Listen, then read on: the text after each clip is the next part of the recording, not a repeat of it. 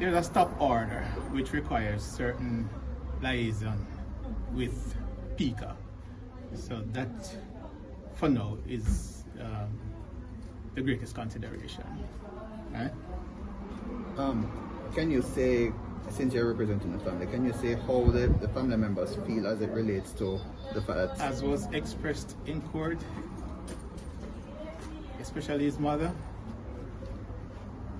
they are so empathetic, and I expressed that to the court.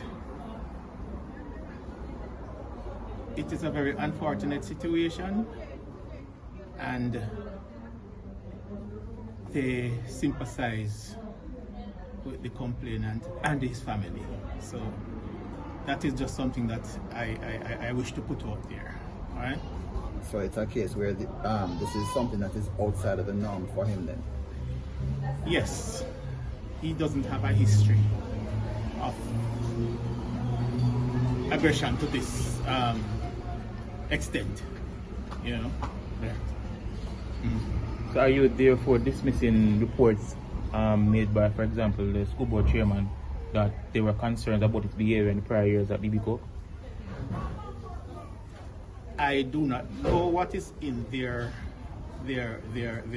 school records, so I will not counter anything that I have not seen, you know. But I can only say what I have said, you know, thus far. And just to reiterate,